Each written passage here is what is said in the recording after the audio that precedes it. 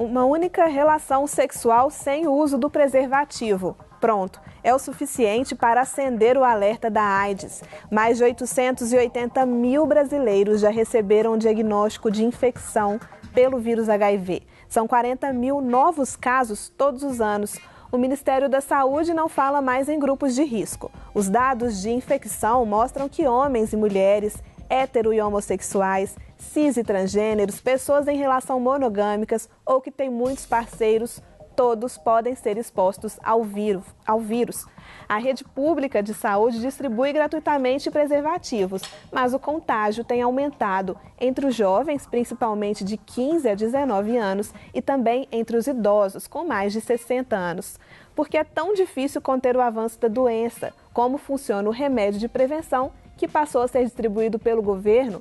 Tudo isso a gente discute hoje. Vamos falar também sobre os avanços no tratamento e sobre o preconceito que os soropositivos enfrentam. Eu sou Marcela Martins e o Palavra Cruzada começa agora.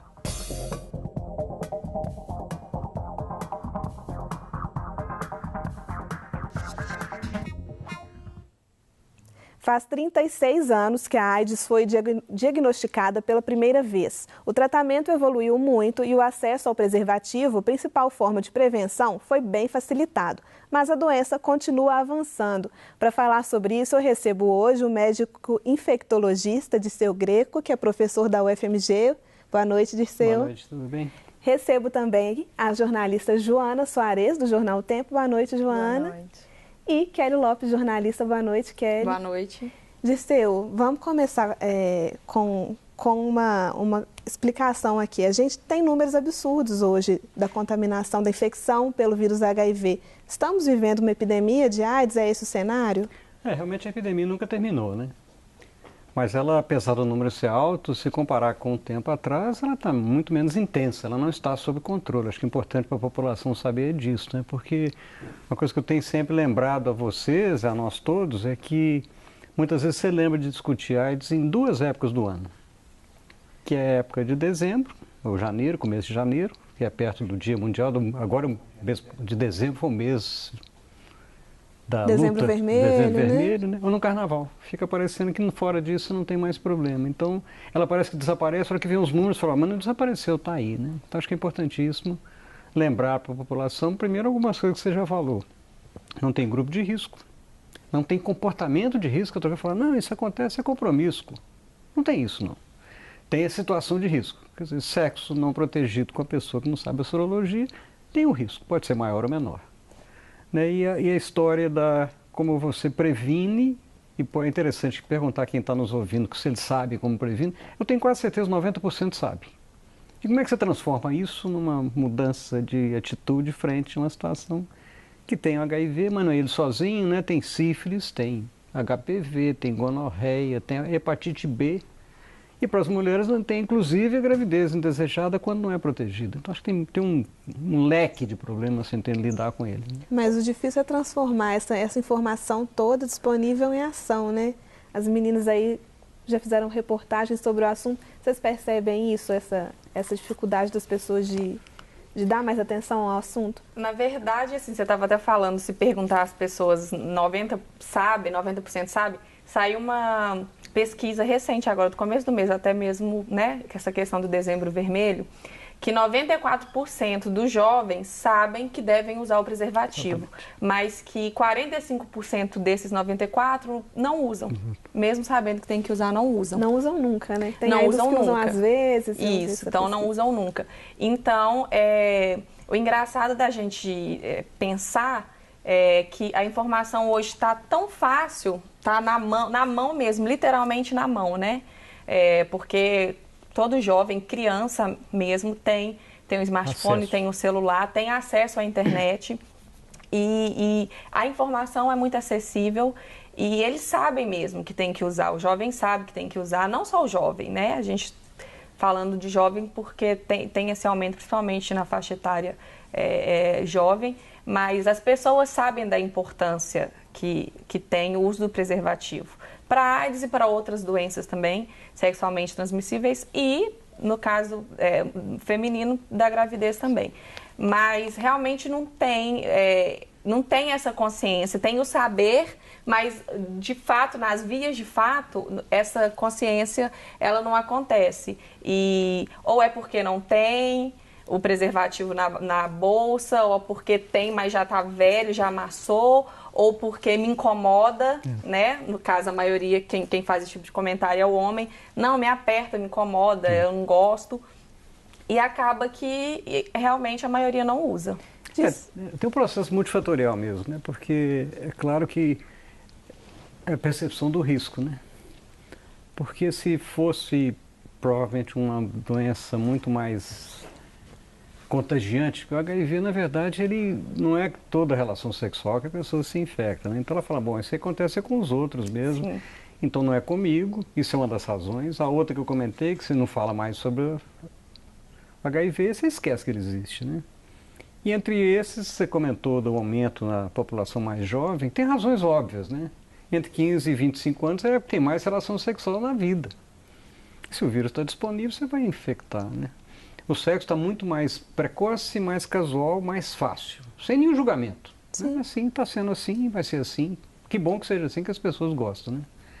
E além disso, tem uma coisa que comentamos antes de começar, que é a história da utilização do álcool, né? O álcool mais precoce também, quer dizer, pensar 15, 19 anos, 15 anos, o pessoal está bebendo, né? E tá ou bebendo, até antes, né? Até antes, às vezes. Bebendo, quer dizer, se você tivesse com a ideia de pensar que pudesse ter algum risco, o álcool realmente dilui a sua capacidade de tomar decisão. Né? E a história do preservativo é muito interessante mesmo. Eu também faço a mesma pergunta nas minhas falas, né? Quem é que tem preservativo? A maior parte não tem. Se não tem, não vai usar. Se tem, pode ser que use, mas não tem, não usa. Né? Então esse é um problema. E o preservativo, como você comentou inicialmente, o Ministério da Saúde distribui por ano, gratuitamente. Agora fácil, né, de pegar, vai no posto de saúde, está lá, não tem que mostrar nada, vai lá e pega. 800 milhões de preservativos são distribuídos por ano. Mas é isso, não é cômodo, não está num... Isso pode ter a ver também com um desconhecimento do que é a doença, porque antigamente a gente sabe que a AIDS era um monstro, né? Realmente vitimava com muita rapidez a pessoa que tinha o vírus e desenvolvia a doença. Hoje em dia, felizmente, o tratamento avançou bastante. Mas como que é a vida de uma pessoa com HIV? É bom você comentar isso, porque você tem, talvez no imaginário dessas pessoas, principalmente as mais jovens, você falou da pessoa acima de 60 anos, mas vamos focalizar no risco que é mundial. Está aumentando mais mesmo em mulheres jovens e jovens gays masculinos. É o grupo mais afetado atualmente, né? Quer dizer, a percepção dessa população, como principalmente que a gente não fala, e não se ouve muito dizer sobre morte de HIV, por HIV, nem é na época de vocês, mas 25 anos atrás, nós vocês eram crianças, né? 25 anos atrás, você fala assim, lembra uma pessoa que morreu com AIDS? Você lembrava? E se perguntar aqui, vocês vão lembrar algum nome? Artista. Artista, pronto. Lembra um famosíssimo, que agora tem uma fundação em nome dele, que é a Fundação Cazuza, né? Hoje não se vê mais, parece que não tem, mas no Brasil morrem 12 mil pessoas por ano ainda por AIDS. 12 mil é muita gente que morre, mas não aparece. A falta dessa divulgação não atrapalha, talvez? Pois é, tudo isso diminui essa nossa capacidade de notar. Né? E se você não nota, você fala, está tudo bem. Mas, por outro lado, agora eu falo como profissional, como infectologista, o diagnóstico do HIV sempre é um baque. Na cabeça das pessoas, na hora que acontece, ela acha que vai morrer. É muito bom estar aqui para desmistificar isso, né? Hoje, uma pessoa que chega num ambulatório lá, nosso da UFMG, com diagnóstico, e me pergunta, doutor, e agora, como é que vai ser? Eu falo assim, você está num país onde você tem acesso à medicação, e vale a pena repetir, tudo pelo SUS. Eu faço com a boca bem cheia. Sistema Único de Saúde Público. Tudo. Medicamento, preservativo, exame. Se você usar medicamento de maneira correta, eu posso afirmar quase com certeza que você vai sobreviver ao HIV. Mas não é sobreviver simples, não. Tem que tomar remédio todos os dias, não pode falhar. Efeitos colaterais também? Efeitos colaterais toleráveis, não, mas tem que tomar remédio para sempre, até que apareça a cura, que pode ser que apareça. Então, tem dois lados, né? O não infectar é melhor que infectar. E se infectar, que é outro ponto importante, você falou em 880 mil pessoas no Brasil. Essa é estimativa, não é de foram diagnosticados, não. Porque desses, mais ou menos 150 mil não sabem. Sim. Então esse é outro papel desse programa aqui. As pessoas têm de buscar saber se estão infectados ou não. teste está disponível de novo pelo SUS. Todo posto de saúde tem. E a gente tem uma novidade agora, que é a questão do teste de farmácia, né? Queria que você comentasse. Ele é eficaz. É eficaz. Tudo isso aí, você pensar num arcabouço, né, que agora cada vez mais está chamando da prevenção e diagnóstico combinado. Quer dizer, quanto mais facilidade você der para a população, melhor. Mas para todos nós, o ideal mesmo é você fazer um teste no lugar onde você possa ter, inclusive, acesso. Depois do teste, alguém que fala, olha, deu negativo, o que eu faço? É uma oportunidade de ouro para discutir prevenção, né? Se deu positivo, encaminha para o tratamento ali na hora, né? E o teste agora faz 4, a maior parte das vezes tem uns 4 disponíveis, que é HIV, sífilis, que está aumentando muito mais que o HIV, tão grave quanto hepatite B e hepatite C. Quer dizer, com o teste positivo, você orienta, o tratamento é eficaz, o tratamento serve como prevenção, porque quando você está medicado, a carga viral, que é o modo de notar quanto de vírus tem, se ela é não detectável, praticamente desaparece o risco de infecção para outras pessoas. Né? Que é outra cultura que não existe, fazer o exame para saber, né? Fazer o exame para...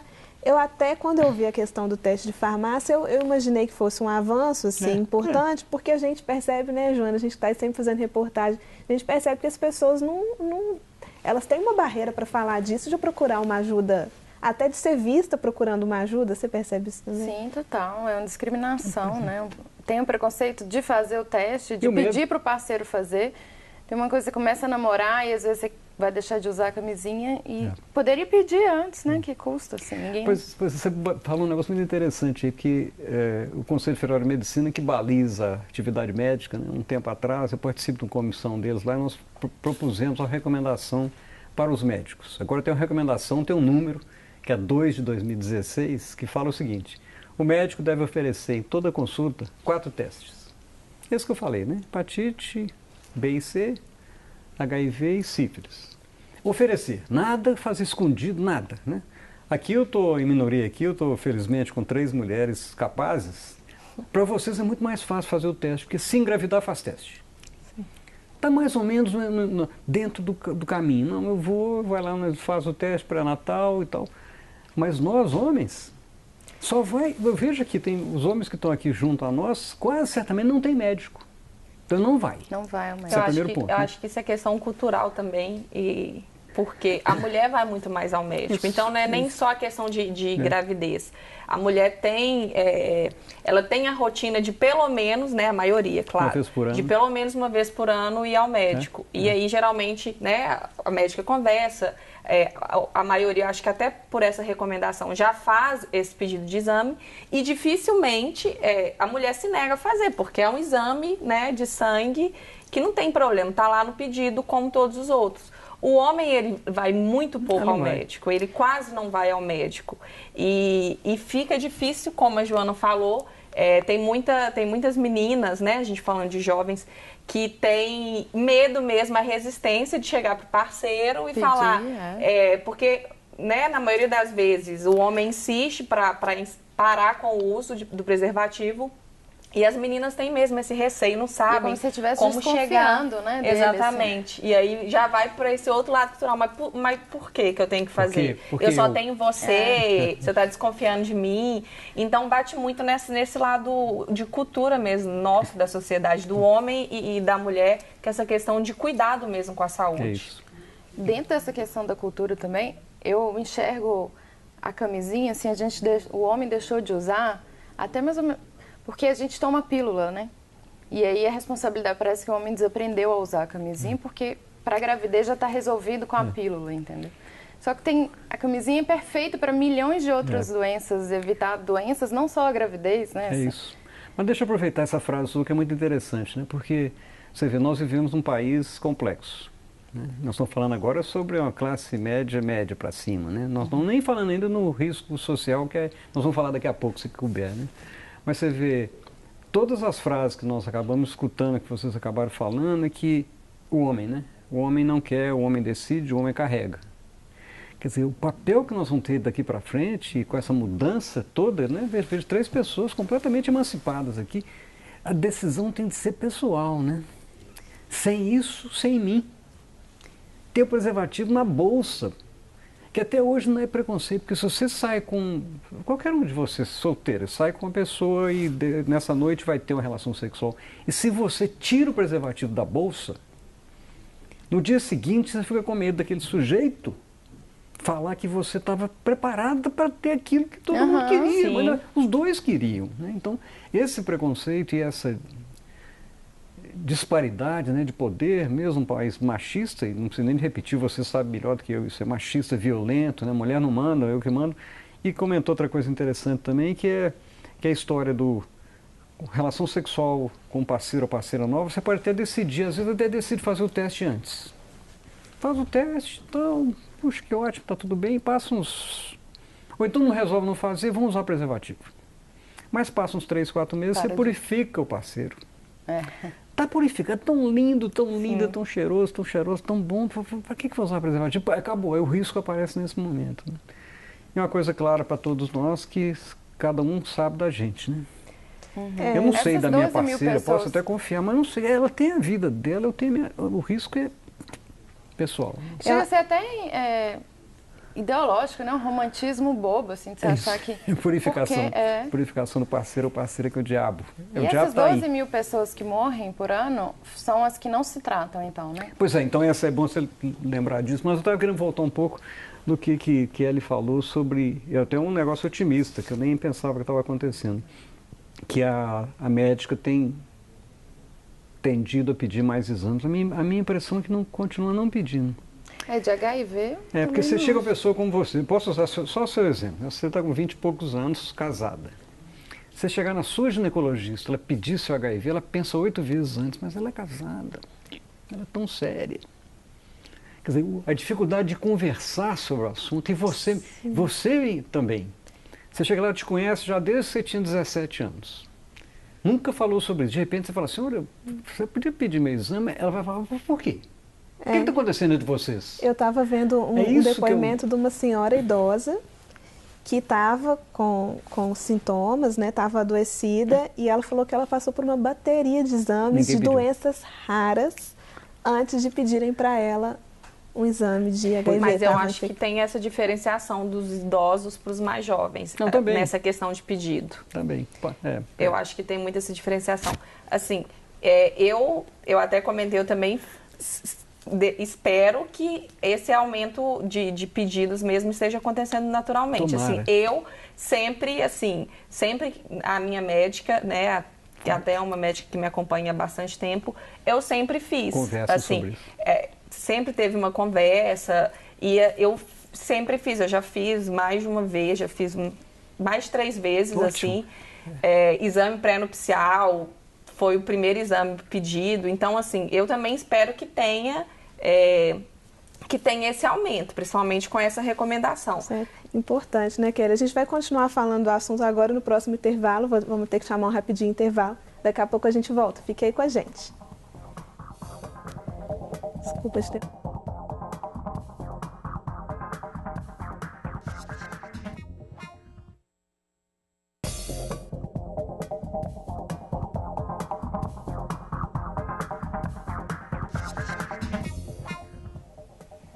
De volta com Palavra Cruzada, hoje falando sobre AIDS. A Joana tinha uma pergunta sobre as pessoas que estão com o vírus, né? Não, quem são essas pessoas que morrem, as 12 mil por ano, né? Se a gente já tem esse tratamento, se já tem tanta divulgação nesses períodos. Essa é outra coisa que parece contraditório mesmo. O tratamento é disponível, o diagnóstico está disponível também, que as pessoas continuam, muitas vezes, fazendo o diagnóstico tardiamente. Então podemos pegar dois pontos disso. Aqueles 150 mil pessoas que não sabem, que muitos estão ouvindo hoje, né? Quer dizer, vale a pena, eu vou juntar duas coisas, porque essas pessoas não devem esperar que o profissional de saúde peça o exame, não. Você pode pedir o exame. Você pode chegar no profissional e falar, olha, eu quero fazer meus exames gerais, quero fazer sorologia para HIV, para sífilis e tal. Ou pode fazer nos postos de saúde também, né? No posto de saúde. Detecção de teste. Ir para o posto de saúde, todos eles têm. Então já podia antecipar. Se o diagnóstico precoce, você não vai chegar à mortalidade. Que eu tinha afirmado aqui que o meu paciente que chega para mim no diagnóstico correto na época certa, eu posso falar, você está usando remédio, a AIDS não vai te levar para onde nós todos deveremos ir um dia, né? Mas o que está acontecendo é que continua por razões diversas. Uma é essa dificuldade de chegar no diagnóstico, porque ou o médico não pede. E por que o médico não pede? Tem um tabu. O tabu é esse que eu comentei agora mesmo aqui. Quer dizer, chega uma pessoa como você, para uma consulta. Comigo, infectologista é muito fácil, mas não, eu sou um gastroenterologista. Mas eu não sou um gastroenterologista, vou olhar só seu estômago, então eu devia conversar mais coisas. Mas como é que eu puxo o assunto de sexualidade? O médico enxerido, eu vim cá tratar da minha úlcera, ele quer saber da minha vida. Quer dizer, tem esse tabu. E do seu lado também tem. Você vai falar, puxa vida, eu fui lá fazer uma consulta gastroenterológica, o cara quer saber da minha vida sexual. Quer dizer, tem um tabu que nós temos que quebrá-lo. Eu acho que essa questão da... Eu não tinha pensado, o doutor falando agora que eu pensei. Essa questão de outras especialidades, né? Isso. Que eu estava comentando no meu caso, ginecologista. Eu como infecto. Mas, o senhor como infecto, mas eu não, realmente eu não tenho essa, né? Se outras especialidades, se eu vou num clínico. O clínico é o ideal para fazer isso, né, na verdade. E nós estamos pensando num país, e eu ia chegar na parte da mortalidade, que é não só essa dificuldade, mas tem outra que é mais complicada, que são os chamados determinantes sociais de doença, né? Nós estamos falando sobre pessoas como nós que temos acesso. Todo mundo aqui tem acesso. Você tem um médico que já tem muito tempo, pode ser que tenha um plano de saúde, pode ser que tenha um posto de saúde que você frequenta, mas pensa num país que tem quase 50 milhões de pessoas abaixo da linha de pobreza, gente. Estão suscetíveis, talvez muito mais, por duas razões. A primeira é que o sexo pode ser muitas vezes até uma maneira até de sobrevida. Sim. E além disso, a dificuldade que ele tem de acessar. E nós nem falamos uma outra coisa, comentário do preconceito. Se você for gay jovem e aparece com infecção anal, será que quando você for no profissional ele vai te julgar? Talvez ele nem às vá, vezes né? de... Exatamente, ele não vai, porque tem medo, e não é medo irreal, não. Imagina se for uma travesti, uma transexual. Olha, um sofrimento que vocês imaginam, que vocês vivem, vocês convivem com isso perto. Né? Então, na verdade... Inclusive, eu vi um dado também que me impressionou, que é com relação ao abandono do tratamento. Parece que existem índices, e o índice é maior entre jovens negros, né? É o maior índice. De novo, quer dizer, na verdade, nós estamos vivendo uma situação mesmo, um país. O país é muito racista, sempre foi cada vez mais, eu não sei, porque não tem jeito de piorar, não, né? Muito racista, com dificuldade de acesso. Tem uns trabalhos interessantes mostrando como é que a mulher negra grávida é tratada, é um negócio que você não acredita. É verdade. Não é tem Vale a pena fazer E hoje a gente já tem tecnologia, né, conhecimento suficiente para não ter a transmissão mãe para filho, né?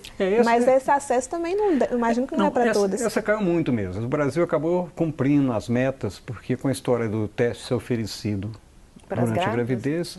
E tem uma coisa interessante que o pré-natal no Brasil, 80% das mulheres fazem pelo menos uma consulta pré-natal, então a chance de, nessa hora, descobrir o teste é rápido, diminuiu muito mesmo, né? Só por isso. Não melhorou nada na estrutura, só melhorou na chegada lá, né? Se ela teve acesso a um serviço. Mas então aqui, claro que fica essa história, né? A mortalidade acontece primeiro porque a pessoa tem dificuldade, mas a outra tem mais dificuldade porque não tem nem acesso para chegar no médico e vai pedir o exame. Mas já foi traçado algum perfil de seu, assim, dessas pessoas que morrem? Tem, principalmente diagnóstico tardio mesmo, por razões diversas. Não, eu falo perfil dessas pessoas, se é homem, quem está morrendo, assim, negro, pobre? O que tem mostrado, é um trabalho até um pouco mais antigo, que quando mostra a mortalidade entre pessoas que têm mais de 8 anos de estudo, com menos de 8 anos de estudo, que é um proxy, né, indireto, né, de acesso, é quase umas 3 vezes pior para quem tem menos acesso a estudo. Estudo com marcador socioeconômico cultural, né? E se olhar a população negra e parda, somente você pega. A única coisa que acaba sendo menos um pouco complicada, porque o HIV/AIDS está concentrado no Brasil em a maior parte de cidades grandes. Né? Quer dizer, quando vai chegando para o interior, tem casos também, mas muito menos. Então, você diminui o risco relativo. Né? Então, se num lugar como Belo Horizonte, como Montes Claros, Uberaba, Uberlândia, pensando nas maiores, mas várias outras que não vou me lembrar aqui agora, você tem lugar que tem acesso com o serviço público funcionante, né? Com o serviço atendendo. Mas tem a dificuldade, de novo, como é que você chega lá? Porque se você for jovem, o jovem não vai a médico. Vai a médico quanto? Então volta a história da discussão voltar para a escola, na discussão da sexualidade na escola, que nesses últimos anos, esse governo vou falar a palavra melhor, ilegítimo.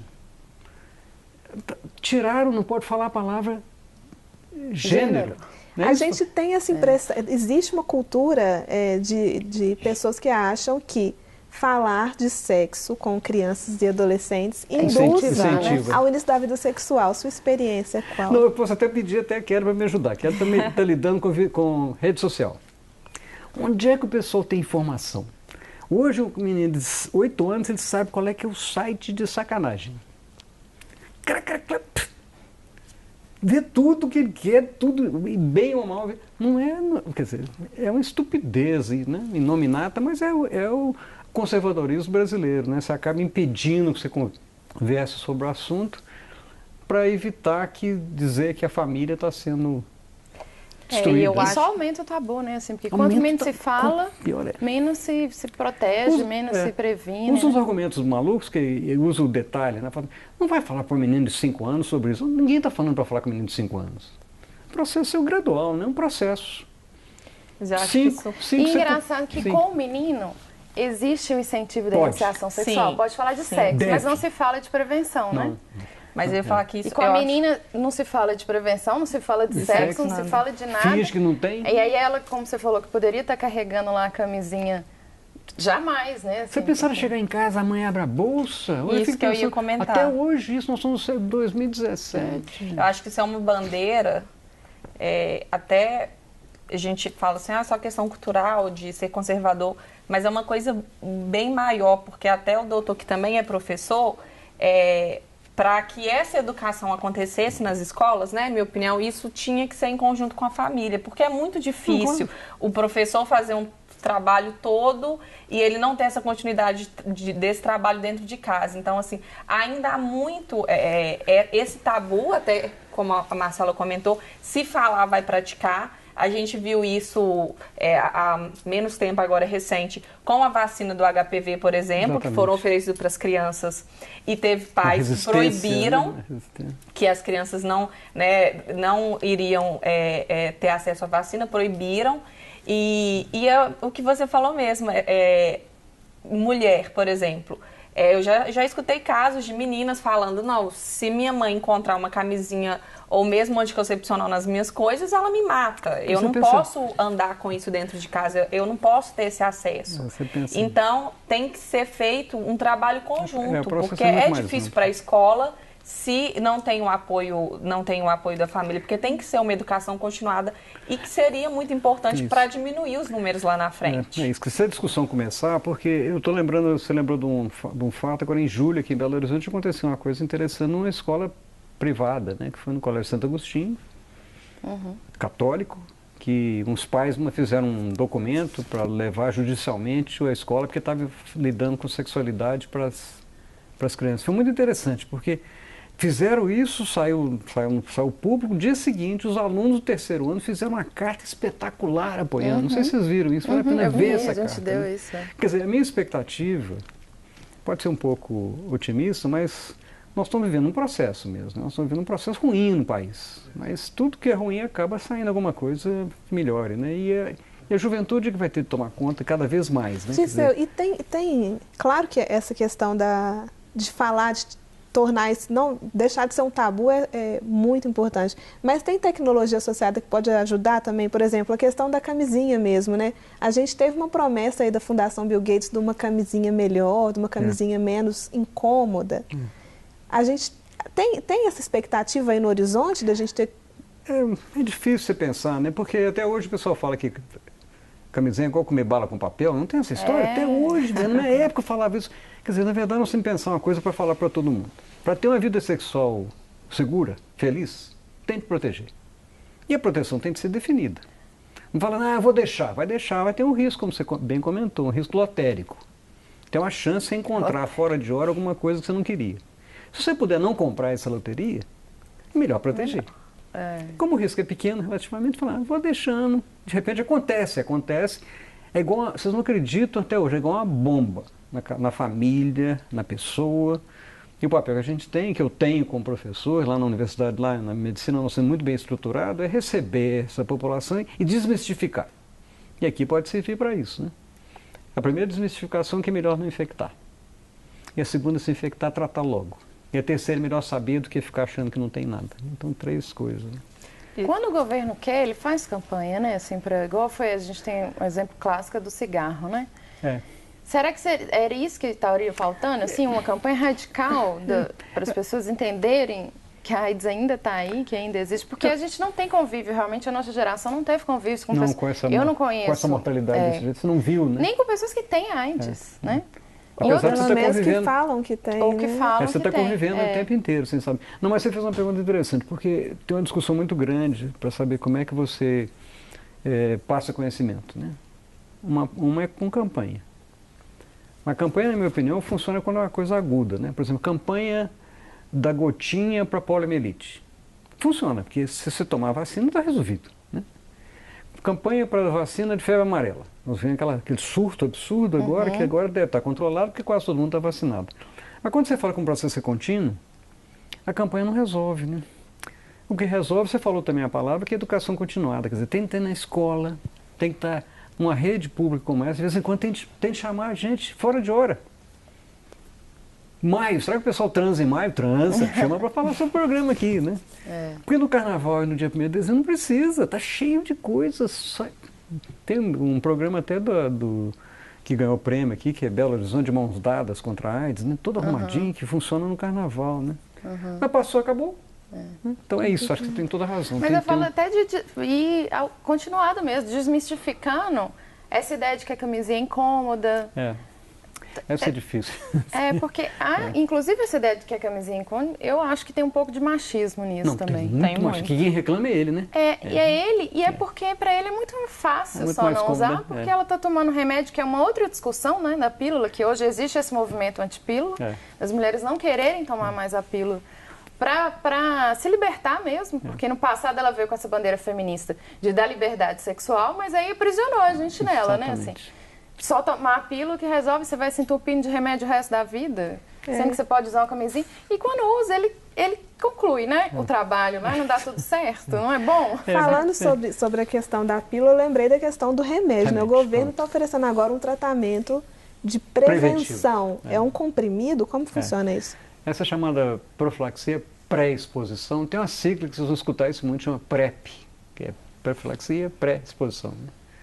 Que descobriram um tempo atrás que se as pessoas utilizarem uma dose, 2 medicamentos que são utilizados para o tratamento, usar todos os dias, a pessoa sem estar doente, sem estar infectada, tem que tomar remédio todos os dias, diminui o risco da infecção pelo HIV em 85% mais ou menos que a camisinha.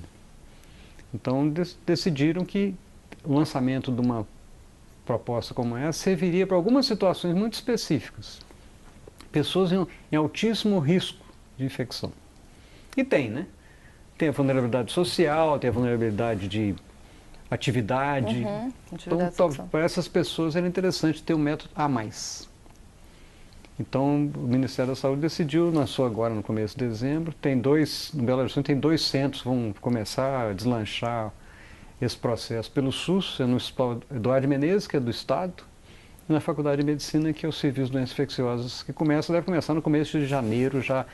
Mas não é todo mundo que vai receber. Pois é, essa questão. Pode perguntar. É porque isso me causa um pouco de... Eu fico com receio das pessoas acharem que eu estou tomando remédio, que é o mesmo caso da pílula, e pronto, acabou. Eu posso ir à vontade porque eu não vou ser infectada. É só uma Mas camisinha, tem outras doenças, tem outras coisas que vêm fora o HIV, o uso da camisinha é essencial. Ele protege de várias doenças. Então, o meu receio é que... Tenho 2 receios. É que essas pessoas façam uso desse medicamento e acham que nunca mais precisam usar preservativo. E o segundo receio, né, mas isso é uma questão mais até na sua área mesmo, é de isso ser disponibilizado depois para compra. Por exemplo, compra em farmácia.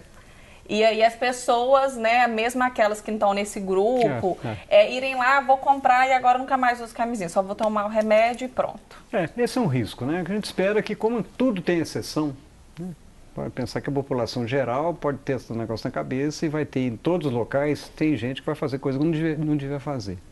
A expectativa que está no lançamento é que é para homossexual masculino, para os casais soro diferentes, chamava soro discordantes, agora é soro diferentes, um é positivo, outro é negativo, então o risco aumenta um pouco. Para profissionais do sexo, para transexuais, que têm risco acrescido, que entre eles é, por exemplo, ter tido doença sexualmente transmissível nos últimos 6 meses com a frequência maior do que esperada, que marca exatamente o que você falou, né?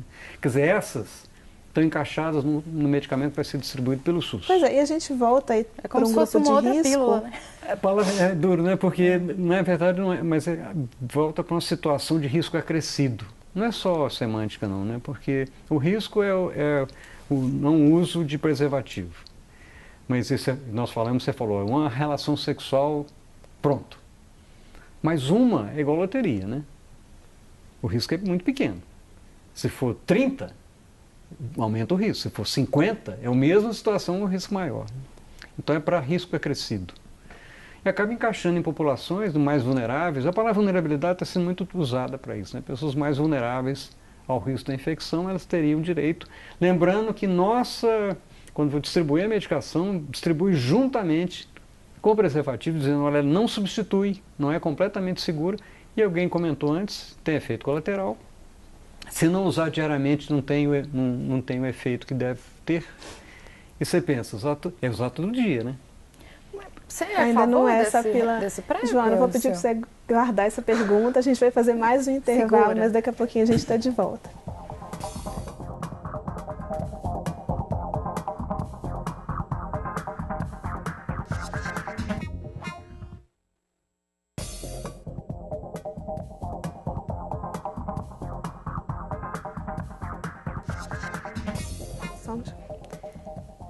Estamos de volta com Palavra Cruzada. Nosso tema hoje é a AIDS. Foi você, né, que está fazendo uma pergunta para o doutor, a Joana. Joana. Fui eu. É a mais difícil. No final, está a pergunta mais difícil de todas. Não, então, pode responder. Não, faça. Não, inclusive eu queria até tentar ver isso também, assim, qual que é essa chance de contrair o vírus, assim, também, né? É. Pra gente alertar isso, que é uma loteria mais fácil de ganhar do que a Mega Sena, né? A gente Exatamente, a conversa é essa, porque talvez uma das coisas que acontece que as pessoas não notam que é tão arriscado, porque você precisa de muitas vezes para pegar um vírus que está disponível, não está em todo mundo, não está infectado. Se não é todo mundo infectado, é lotérico, né? Você encontrar aquela pessoa naquele local. E por isso, talvez, eu vou aproveitar que concentra em populações de idade semelhante que estão transando juntos, né? Concentra em população jovem gay por dificuldades diversas, inclusive de acesso ao tratamento. Mas se pensar numa relação sexual, ela é relativamente baixa o risco, talvez 1 para 300.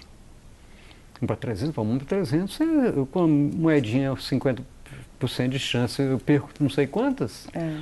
Mas se fosse loteria, Todo mundo jogava. pensa, Mega Sena está acumulada agora, 1 para 60 milhões, tem fila de gente comprando, quer dizer, na verdade o risco é alto, né? Mas aí a gente estava falando da PrEP. Sim. Se tira... É tirar a camisinha de novo do foco, assim, e usar. Você é a favor desse? Esse é um cuidado enorme que nós estamos tendo, né? E o mundo inteiro agora começa a rever que ela é um adendo. Apesar de não ter jeito de controlar, nós já conversamos um pouco, né? Se a pessoa decidir, não, eu vou continuar usando camisinha, eu pego o PrEP e não uso a camisinha, é uma decisão ruim pessoal. Mas a ideia e o nosso processo é o seguinte, quando vai receber o PrEP, recebe preservativo, gel e o PrEP. Vai ter uma orientação para as pessoas que vão receber. Contando, olha, tem risco, não é sozinho, não controla. E tem as coisas que já foi comentado, pode ter efeito colateral, que é medicamento. Se perder dose, quanto mais dose perdida, menos efeito faz para não ter efeito nenhum. Se perder mais que 30% das doses, não tem efeito, é melhor não tomar. Doutor, tem que tomar... Eu comecei a tomar, eu tomo a vida inteira. Não, ou tem um período e eu já não preciso tomar mais. A ideia é o seguinte, quando você tiver risco, que por isso que ela não é para o tempo inteiro, né?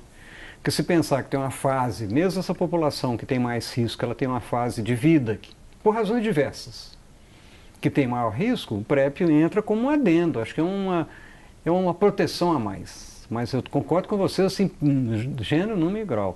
Preservativo é a base, porque vocês comentaram, não sei se foi no ar, que protege só do HIV. o PrEP, relação- né? O preservativo é de tudo, Preservativo né? de todos. Então, você começa a pesar, né, as duas coisas. O preservativo, porque eu acho que muita gente deve ficar preocupada, inclusive fica até para gravidez, por exemplo, quando não começa a relação e só põe um preservativo depois. Esse início sem o preservativo também transmite? É um risco menor, mas HIV? porque teoricamente sai um pouco de secreção antes do orgasmo, né? Mas a concentração maior do vírus está no esperma. Então é melhor que for começar já usar desde o início. Mas melhor do que não usar. Nem nada, né? Hora nenhuma. Usar na hora da penetração, na hora que estiver perto do orgasmo.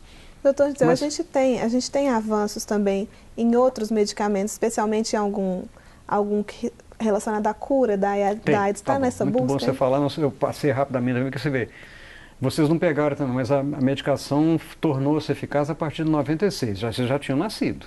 Pelo amor de Deus, já, né? Já, todas nascidas. Né? Em 96, no começo, o paciente que chegava para a gente recebia, às vezes, 18 comprimidos por dia. Um negócio doido, né? Agora o progresso chegou num ponto tal que o que é distribuído hoje para tratamento são 2 comprimidos, de uma vez. Toma as 2 pílulas, acabou. Agora descobriu que agora tem um caminho para a cura. Porque teve um ponto que achava que não tinha jeito. Um vírus muito mutável, ele se escondia em áreas que o remédio não acessava. Agora os congressos internacionais você já nota que tem muita gente trabalhando na busca da cura. Então mais uma mensagem, quem está tomando medicamento tem que se mantendo o medicamento, porque quando a cura aparecer, serem preparados para recebê-la. Não dá para saber quanto. É ruim você falar assim, o doutor falou que daqui a 30 anos aparece amanhã. Tomara que seja, né? Mas tem um caminho mesmo. Então, a cura, e com isso viria uma vacina também? Pois é, a vacina é um negócio interessante também, porque em 87, quando se descobriu muito sobre o vírus, eu achava que a vacina ia aparecer logo. Mas é um vírus tão mutável que até hoje, depois desse tempo todo, com várias vacinas testadas, não tem nenhuma que foi assim eficaz. Mas tem gente estudando também. Mas são 2 coisas diferentes, né? A vacina é para quem não está infectado. E a cura para quem já está. A cura para quem já está. Claro.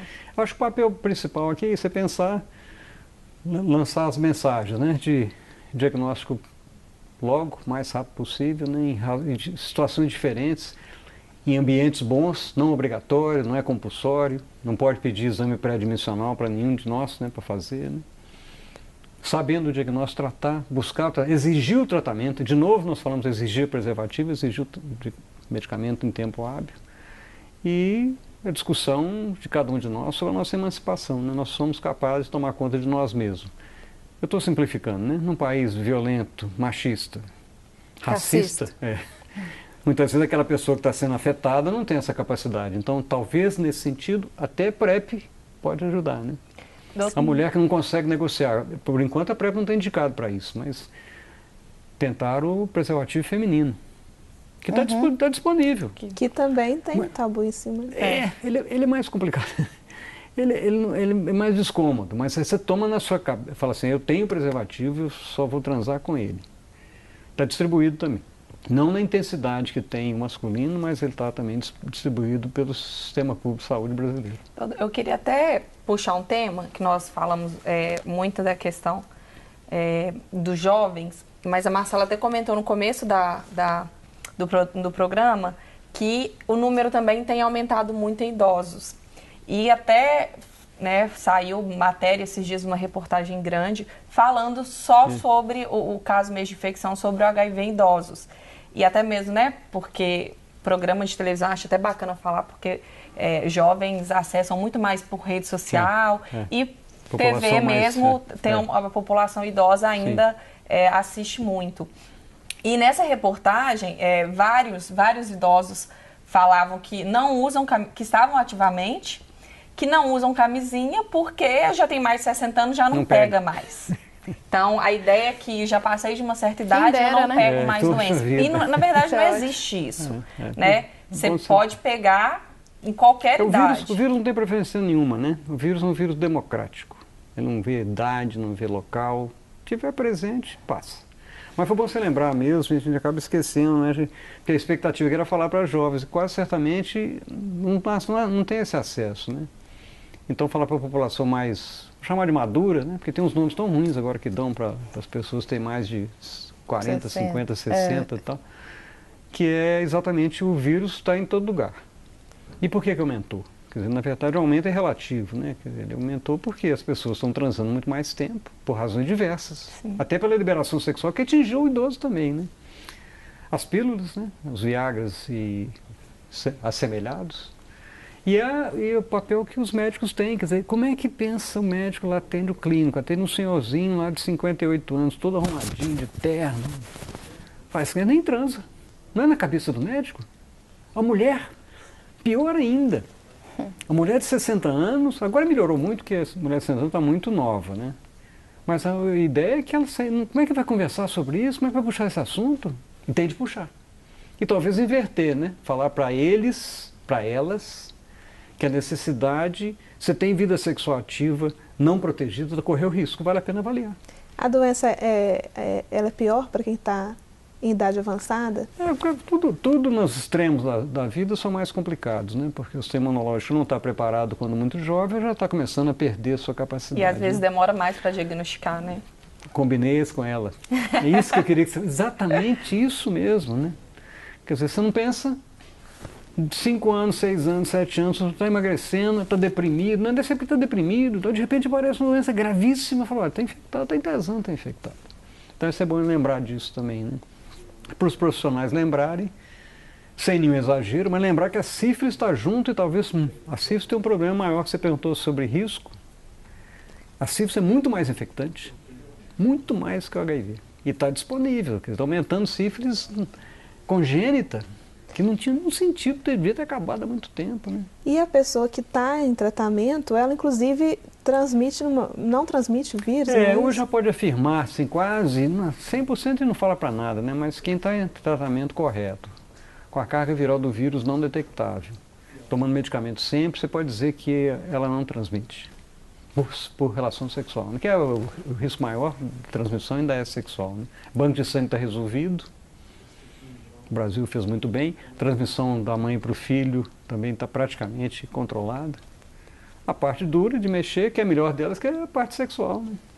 Difícil e mais complexa e mais importante, que é a vida da gente, né? Uhum. Para quem foi infectado pelo vírus, né? Grupo de apoio é importante. Como lidar com isso? Com esse contexto social que não é... Isso é importante, sim. E é pena que parece que ter alguém, né, de grupo de apoio participando, eles sofreram muito com a história da diminuição de verba para todo mundo, né? Mas é claro, o apoio social é importante, que muitas vezes a pessoa não consegue falar para ninguém. O paciente me conta, fala, para que você já contou? Eu não contei para ninguém, não vou contar para ninguém, as pessoas não estão preparadas, eu não estou preparado, então perde uma chance, né? Mesmo que conosco lá no serviço, quando ele chega, ele possa conversar, mas sai dali e acabou, ele não tem, e fora... O risco de preconceito que nós começamos a falar, mas não fala. Você sai à noite numa brincadeira de bar, toda hora aparece uma coisa ou contra gay. Bom, contra negro diminui um pouco, porque o pessoal tem medo de ser preso. Mas ainda tem. Não, tem na cabeça, tem, né? O preconceito mantém, né? E contra pessoas que pode estar... Você emagreceu, será que você está com AIDS? Até hoje o povo fala isso, gente. Não é uma maldade absurda, né? Eles estão sendo combater juntos, né? E a pessoa, às vezes, que revela que tem o vírus, encontra barreira na família, encontra barreira dos parceiros. Inclusive, uma pergunta que eu já ouvi durante uma reportagem que eu fiz é ético contar ou não o parceiro que tem o vírus? Então, assim, questões que estão muito ligadas à moral, né? Essa você tem razão, sim, porque a pessoa acha que depois que sabe que está infectada, a vida afetiva acabou, que não é verdade, né? Mas... Acho que é um bloqueio que é importante, esses grupos de apoio, é um bloqueio psicológico mesmo. Mas tem um lado real, né? Porque quando você conta... Sim, tem um lado real do preconceito, do tabu, mas eu acho que o primeiro... Eu imagino, pessoal, né, que você tenha o bloqueio psicológico mesmo, o medo da reação das pessoas. E o medo da transmissão, né? Porque você vê, para falar para todo mundo, ninguém pensar que tem gente que está infectada e está passando o HIV para os outros, olha, gente doida tem em qualquer lugar.